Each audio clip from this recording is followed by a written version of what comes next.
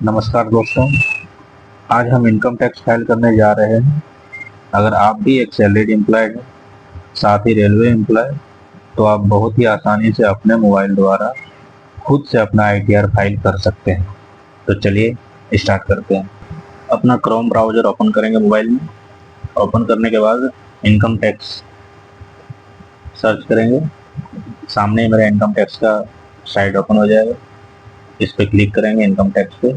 Income tax पे जाने के बाद ये ऊपर में एक सिंबल है लॉगिन का, इसको क्लिक करके लॉगिन कर लेंगे। अगर आप फर्स्ट टाइम आईटीआर फाइल कर रहे हैं और आपका आईडी नहीं बना हुआ है तो रजिस्टर में जाके रजिस्टर करना होगा। पहले रजिस्टर होने के बाद आप लॉगिन में क्लिक करेंगे। अभी लॉगिन करते हैं। लॉगिन हो गया। लॉगिन के लिए आप इधर अपना पैन नंबर डालेंगे। आधार नंबर से भी कर सकते हैं लॉगिन। तो मैं अपना पैन नंबर डाल लेता हूँ।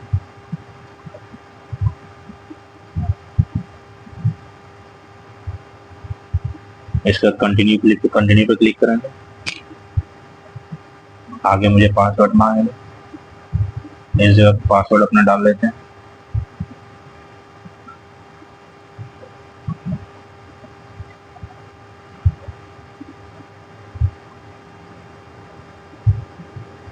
इसका कंटिन्यू पे क्लिक करेंगे। मैं लॉगिन हो गया। लॉगिन होने के बाद इधर इनकम टैक्स रिटर्न फाइल करेंगे। इसमें असेसमेंट ईयर जो है इसको सिलेक्ट करेंगे 2025-26। ऑनलाइन मोड कर रहे हैं। ऑनलाइन मोड सिलेक्ट करने के बाद कंटिन्यू करेंगे। कंटिन्यू करने के बाद इधर स्टार्ट न्यू फाइलिंग एक दिख रहा है, स्टार्ट न्यू फाइलिंग पे जाएंगे। स्टार्ट न्यू फाइलिंग पे जाने के बाद इंडिविजुअल है, इंडिविजुअल सेलेक्ट करेंगे। कंटिन्यू पे क्लिक करेंगे। इसके बाद यहाँ आईटीआर फॉर्म सेलेक्ट करने का ऑप्शन आएगा। सैलरीड पर्सन है इसलिए आईटीआर 1 सेलेक्ट करेंगे और प्रोसीड विद आईटीआर 1 इसमें ओके करेंगे। ओके करने के बाद ऐसा खुल जाएगा। इसमें लेट्स स्टार्ट पे क्लिक करेंगे। क्लिक करने के बाद ये पूछ रहा है आप किसके लिए आईटीआर फाइल कर रहा है, तो इसमें अदर पे क्लिक करेंगे। कंटिन्यू पे जाएंगे। अब मेरे सामने यहाँ खुल गया। ठीक है। इसके बाद ये पर्सनल इंफॉर्मेशन फर्स्ट आएगा। पर्सनल इंफॉर्मेशन चेक करेंगे। ऊपर सभी चीज़ें बराबर है। इसके बाद नीचे फाइलिंग सेक्शन आता है। इसमें पहले से ही क्लिक किया हुआ है 139(1) जो है, क्योंकि हम लोग ड्यू डेट से पहले कर रहे हैं। अगर ड्यू डेट से पहले करना है तो वही रहेगा। इसके बाद नीचे एक इम्पोर्टेंट है, इसमें ये अगर आप आईटीआर फाइल कर रहे हैं उसमें ओल्ड रिजीम और न्यू रिजीम आता है। अगर आप न्यू रिजीम में फाइल करना चाह रहे हैं तो इसमें देखिए नीचे लिखा हुआ है न्यू टैक्स रिजीम। अगर ये नो में रहेगा तो न्यू टैक्स रिजीम में आप चले जाएंगे, और अगर आप इसे यस में करते हैं तो ऑल टैक्स रिजीम पे जाइएगा। तो हम अभी न्यू टैक्स रिजीम पे फाइल कर रहे हैं। इसके बाद अगर बैंक डिटेल आपको चेक करना है, नीचे बैंक डिटेल चेक कर लीजिए। अगर आपका ऐड नहीं है तो आप ऐड कर सकते हैं। मेरा ऑलरेडी ऐड है। अगर फिर भी आप अगर किसी को ऐड भी करना है तो ऐड अनदर पे क्लिक कीजिएगा, तो आप यहाँ से अपना बैंक डिटेल ऐड कर सकते हैं। मेरा ऑलरेडी ऐड है इसलिए मैं बैक आता हूँ।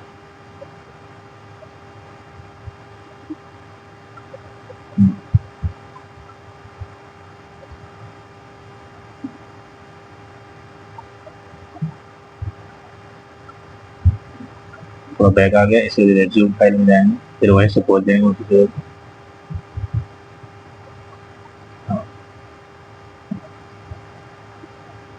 इसमें ये पूरा चेक होने के बाद आप कंफर्म कर दीजिए। कंफर्म करने के बाद आपका फर्स्ट जो है पर्सनल इंफॉर्मेशन वो कंफर्म हो गया। अब आपको ग्रॉस इनकम में जाना है। ग्रॉस इनकम में अगर देखना है तो ग्रॉस इनकम में मेरा पहले से फील्ड आ रहा है फॉर्म 16। ग्रॉस, अब ये इनकम फ्रॉम सैलरी जो है, ये टोटल इनकम, इसको करने के लिए सबसे पहले आपको ऊपर में AIS भी चेक करना है।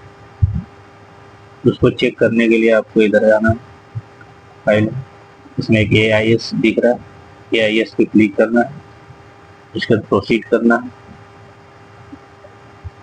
प्रोसीड करने के बाद आपका ऐसे आएगा, इधर ऊपर में AIS सेलेक्ट करना है। AIS सेलेक्ट करने के बाद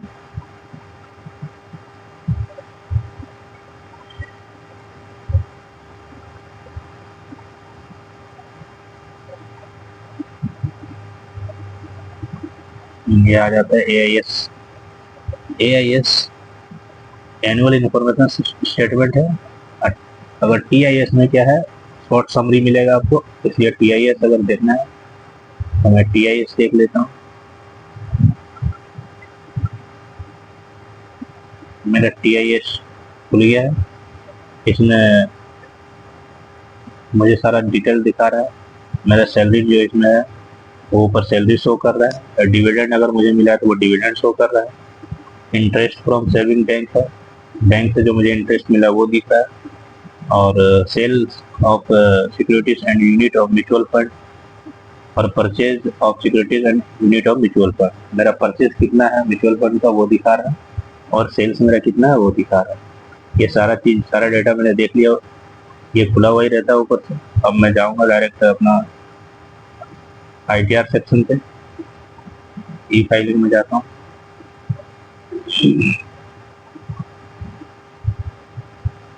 ये अगर आप मोबाइल से फिल कर रहे हैं तो ये वाला भी देखना है, फाइल करना, आगे मुझे इसमें जाके चेक करना है जैसे,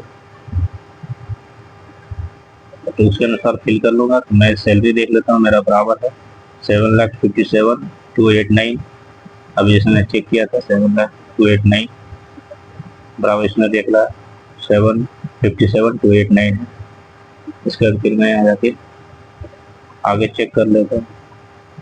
इसमें डिडक्शन जो है, स्टैंडर्ड डिडक्शन मुझे मिलता है 75,000 मिल जाएगा न्यू टैक्स रिजीम में, जो ऑलरेडी दिया हुआ है उसको कैलकुलेट करके मेरा जो इनकम चार्जेबल अंडर आ रहा है वो 6,82,289 6,82,289 रुपीज़ आ रहा है।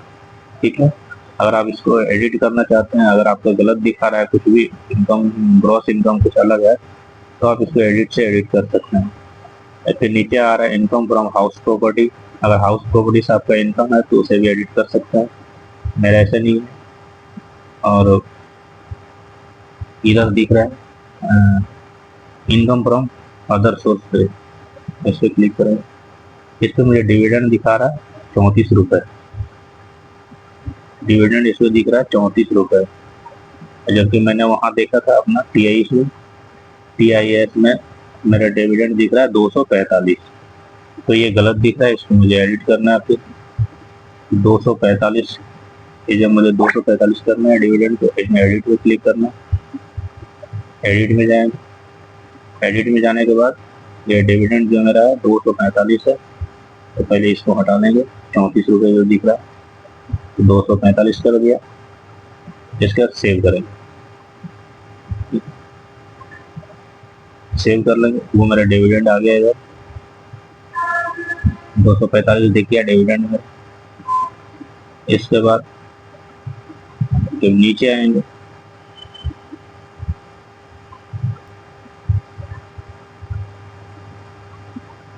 Interest from saving bank account, इससे मुझे इंटरेस्ट था, मैंने चेक किया है कितना है saving, interest from saving bank से 289 रुपये है, इसे मैं 289 रुपये ऐड करूँगा। Interest from saving bank account से 289 रुपये ये आ गया, इसे मैं सेव कर लूँगा। 289 रुपये सेव कर लिया। इसके बाद अगर मैं यहाँ चेक करूँगा तो मुझे दोनों दिखेगा, डिविडेंड भी दिख रहा है 245 रुपये और interest from saving bank account 289 रुपये। ये मेरा कंप्लीट हो गया।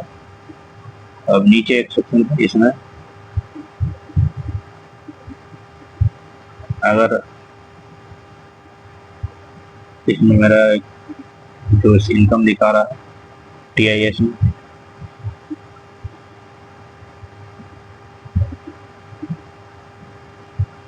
TIS में जो मेरा इनकम दिख रहा है उसे देख लेते हैं। एक नीचे दिख रहा है, ये म्यूचुअल फंड यूनिट्स का है, सेल और परचेज का दे रहा है। तो ये दोनों देख लेंगे। परचेज का 18,021 है और सेल्स का 30,612। ये इस जगह पे ऑप्शन आएगा, इसमें फिल करना है टोटल सेल्स कॉन्सिडरेशन आ रहा है, इस पे मुझे टोटल सेल्स जितना है उसको डाल देना है। टोटल सेल्स मेरा था 30,612। ये 30,612 मुझे टोटल सेल्स में डाल देना, 30,612। और टोटल कॉस्ट में कितना था मेरा परचेज में 18,021। 18,021 में डाल देंगे, 18,021। ओके, ये हो गया मेरा।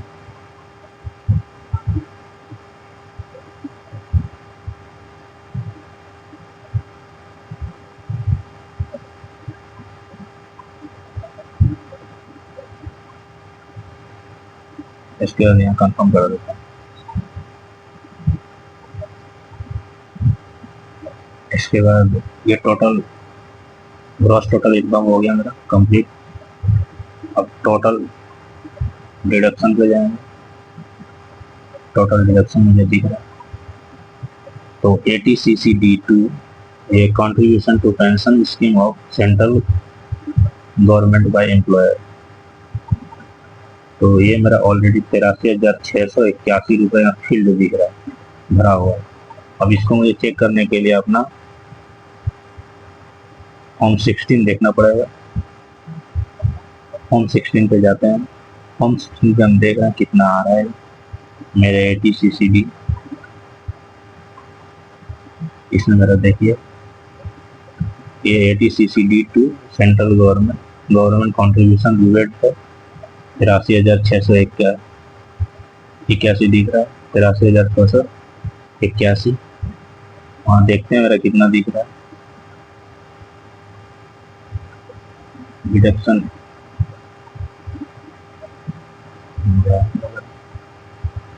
83,681 मेरा बराबर है। इसके बाद अग्निपथ स्कीम, अगर अग्निपथ स्कीम में दिया हुआ है, ये तो खैर मेरे एलिजिबल नहीं रहेगा, और ज़्यादा इसमें मेरा कोई डिडक्शन नहीं।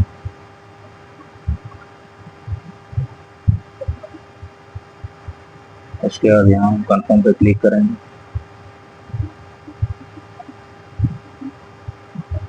ये भी मेरा कंफर्म हो गया। इसके बाद टैक्स पेड में जाना, वो भी मेरा क्लियर हो गया। टैक्स पेड में जाना, क्योंकि न्यू टैक्स रेजिम में अगर 7 लाख से कम है आपका इनकम तो आपको टैक्स नहीं लगेगा। इसमें 100 मेरा कर रहा है, टोटल टैक्सेस 0 दिख रहा है। इसको कंफर्म करूँगा, ये भी मेरा हो गया कंफर्म। इसके बाद वेरीफाई करना है, वेरीफाई और टैक्स लायबिलिटी डिटेल्स, इसमें जाना, ये पूरा वेरीफाई करना है। इसमें मेरा टोटल जो टैक्सेस बन रहा था वो 14,957 बन रहा था। क्योंकि मेरा इनकम 7 लाख से अंदर है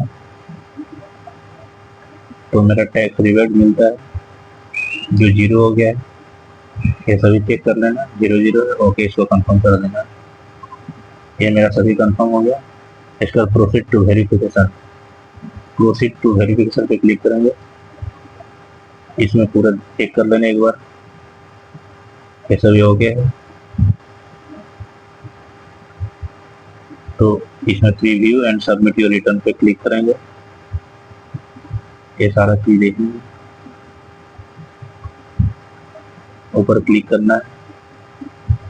इसके बाद प्लेस सेल्फ हम भर रहे हैं, अपने खुद से डाल रहे हैं, इसलिए सेल्फ रहने देंगे इसको। प्लेस में आप कहीं भी डाल सकते हैं जहाँ से आप फाइल कर रहे हैं। तो मैं चेन्नई में,